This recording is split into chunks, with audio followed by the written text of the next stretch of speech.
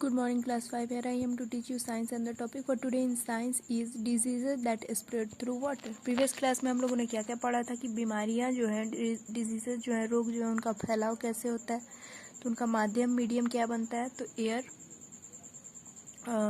Water, food और insects. ठीक है, तो एयर के बारे में हम लोगों ने पढ़ लिया कि कैसे अगर कोई इंसान जो पेशेंट है, इन्फ्लुएंजा हो गया या फिर वेरियस कम्युनिकेबल डिजीज़, अगर वो छींकता है या खांसता है और उसके संपर्क में कोई हेल्दी पर्सन आ जाता है तो उससे उस बीमारी का फैलाव हो जाता है। अब हम लोग को पढ़ना है कि वाटर के थ्रू कैसे स्प्रेड होता है, फैलाव होता है बहुत सारे कम्युनिकेबल डिजीज़ का। तो disease that spread through water, disease like cholera, typhoid, jaundice and diarrhoea are spread by the contaminated water. बता रहा है कि अगर हम लोग दूषित पानी के संपर्क में आएंगे, गंदा पानी पिएंगे, तो उससे कौन कौन सी बीमारियां होने की संभावना है, तो कॉलरा, हैजा, टाइफाइड, जॉन्डिस, पीलिया जिसको बोलते हैं, डायरिया बोलते हैं, उसमें पेट जो होता है गड़बड़ हो जाता है। ठीक है, तो समझ में आ गया कि कंटामिनेटेड वाटर यानी दूषित पानी पीने से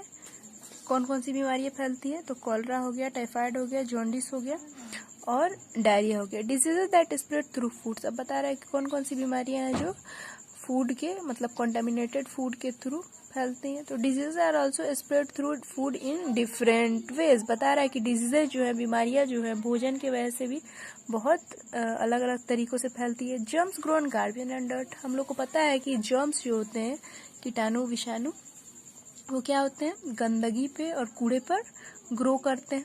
fly sit on them and carry the germs that stick to the leg, हम लोगों को पता है कि गंदगी पे क्या होती है, मक्खियां बैठती हैं और वो जब बैठती हैं तो उनके पैर में क्या होता है, चिपक जाता है वो जर्म्स जो कूड़े और गंदगी पे होता है। When this fly sit on the uncovered food the germs settle on the food and contaminate it, और जब वो इसी गंदे पैर को लेके खुले हुए खाने के सामान पे बैठते हैं तो जो जर्म्स उनके पैर पे चिपका होता है वो उस फूड पे जाके लग जाता है और फूड को दूषित कर देता है, गंदा कर देता है।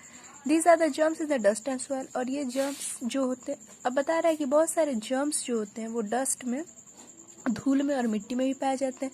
When this dust and soil is blown away by wind and settles on food, the food gets contaminated.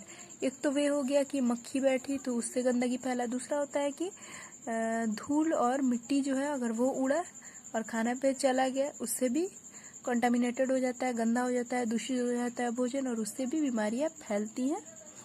When people suffering from intestinal diseases do not wash the hands properly after going to the toilet, the germs are likely to stay on their hands and under the nails.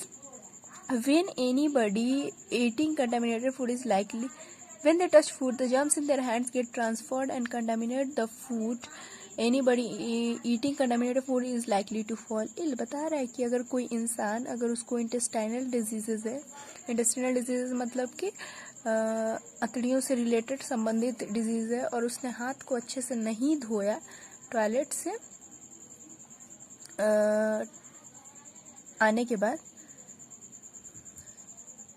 तो germs जो होते हैं उसके hand पे लग जाएंगे, उसके हाथ पे लग जाएंगे, उसके नेल्स, उसके नाखून पे रह जाएंगे, और जब वो फूड को, खाने के सामान को टच करेगा वैसा इंसान, तो जर्म जो है उसके हाथ से ट्रांसफर होके फूड में चला जाएगा, भोजन में चला जाएगा, और ऐसा भोजन किसी भी इंसान को बीमार कर सकता है जो हेल्दी पर्सन अगर उस फूड को खा ले तो। ठीक है, शेयर कर ले तो। So students, that's it for today. Tomorrow I will be back to teach you rest of the topic, and the topic will be diseases that spread through insects. Till then, stay home, stay safe. That's all. Thank you.